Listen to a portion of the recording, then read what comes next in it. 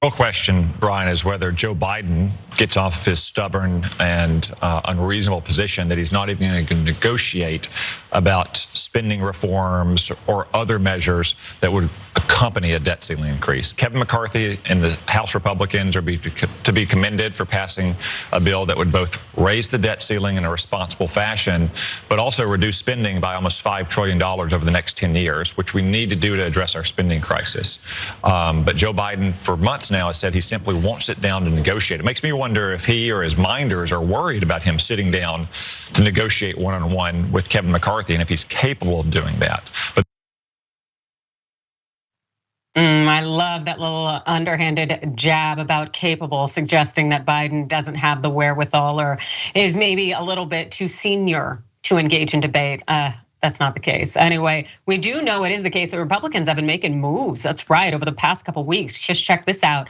Last month, Republicans narrowly passed a proposal known as the Limit, Save, Grow Act. The proposal, which is unlikely to progress through the Democrat majority Senate and which the president says he would veto, would eliminate Biden's student loan forgiveness plan and claw back pandemic relief spending. It would also repeal most of the new renewable energy tax incentives codified in the Inflation Reduction Act. And many have dubbed it the debt scam bill. Yeah, because it's cutting off various programs that help numerous everyday people, programs that could be on the chopping block if Republicans get their way.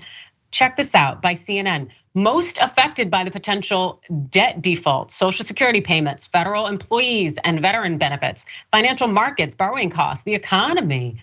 Yes, so the latest comes as Republicans and House Speaker Kevin McCarthy have their eyes set on President Biden's signature. Climate legislation, that's right. This is what they're focusing on. And The Guardian breaks down exactly what those cuts could look like. The Inflation Reduction Act dedicated $369 billion to climate and renewable energy policies, constituting the largest down payment on climate policy in US history. But the GOP proposal would gut the majority of those provisions. The McCarthy bill would repeal the 4,000 credits for used vehicles and phase out some of the $7,500 credits for new EVs, electric vehicles, remove tax breaks for building solar panels and other clean energy infrastructure, and put an array of other climate incentives on the chopping block.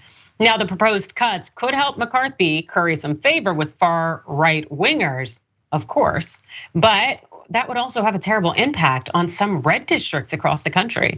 The measure would come at great cost to Republican voters. The Financial Times last month found that red congressional districts have secured 5 times more funding for clean energy projects from the Inflation Reduction Act than blue districts. Politico found that 2/3 of the major renewable energy projects announced from the spending bill's passage through January 2023 were slated for Republican-led districts. The result would be the loss of more than 77,000 clean energy jobs across 72 Republican-held districts. That sounds like a lot to me, big time, David. Can you tell me, how does this resonate with you?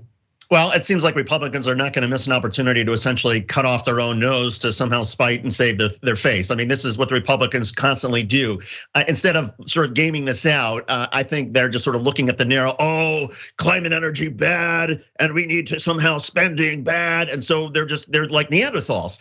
Never mind, though, that this is not very complicated, even for Americans who don't understand what the debt ceiling is, or the default, or what happens if the United States can't pay its debts. Even if that's too confusing for a majority of Americans, which it may be, I think it's easy for Americans to say and to understand, well, Donald Trump passed the debt ceiling 2 or 3 times. So what is it with the Republicans now? And so I think politically this will only hurt, because if the United States in fact does go into a default, people are not going to blame Joe Biden. They're going to know it's the Republican Congress that did this, and a whole cascade of problems is then going to start to pile up. And so I think politically this would be really stupid for the Republicans. I think some Republicans actually know that, including Mitch McConnell, the Senate Republican leader of the Republicans in the Senate. I think this is all going to come down to him and Joe Biden in the White House trying to figure out, okay, what is it that we need to give to some Republicans in order to get the centrists on board? But there's no way I think Mitch McConnell and the grown-ups in the Republican Party are going to let the United States default.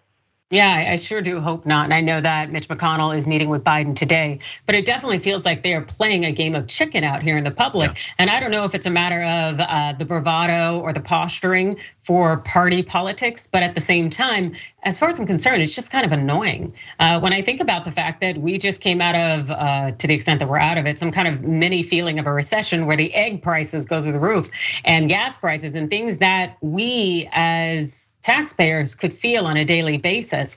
And so the thought that, hey, well, we had to adjust our budgets, we had to get it together, and you all can't get it together. I just feel like they're asking for a lot from us as taxpayers to have to endure their nonsense at this point. I don't know, do you think that all of these antics in any way are shifting voters potentially for that next election about people who are just like, they're kind of over all of the antics? I'm not quite sure yet how it's going to play out politically, but you raise a really important point in terms of economics, and that is our economy essentially does better when there's a certain level of predictability, when there's stability built into the system, and investors and businesses and consumers have a certain understanding of, okay, this is how things are going to be for the next 12 months, 18 months, 3 years.